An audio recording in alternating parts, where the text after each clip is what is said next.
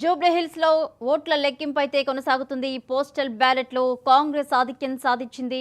Police బ్యాలెట్లకు సంబంధించి 101 ఓట్లయితే polling సంబంధించి counting అయితే స్టార్ట్ అయింది.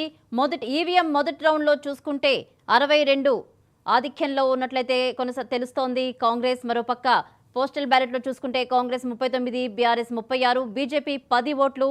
మరోపక్క ఈవీఎం ఓట్ల లెక్కింపు మొదటి రౌండ్ లో కాంగ్రెస్ ఆధిక్యం సాధించింది.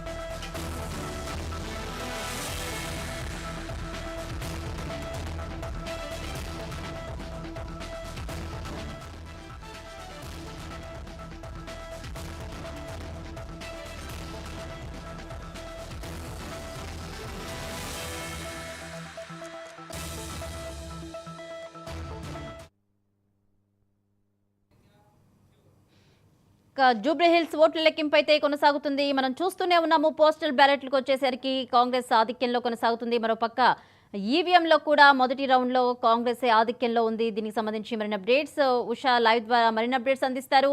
ఉషా, చెప్పండి. చూస్తున్నాము మొదటి నుంచి కాంగ్రెస్ ఆధిక్యంలో కొనసాగుతుంది. నవీన్ యాదవ్ కూడా అదే ధీమాతో ఉన్నారు. అలాగే ఈవీఎంల కౌంటింగ్ అయితే ప్రారంభమైంది. దీనికి సంబంధించి కొంతమంది నేతలు కూడా అక్కడికి చేరుకున్నారు. ప్రస్తుత పరిస్థితి అక్కడ ఎలా ఉంది? కౌంటింగ్ ఎలా కొనసాగుతుంది ఉషా?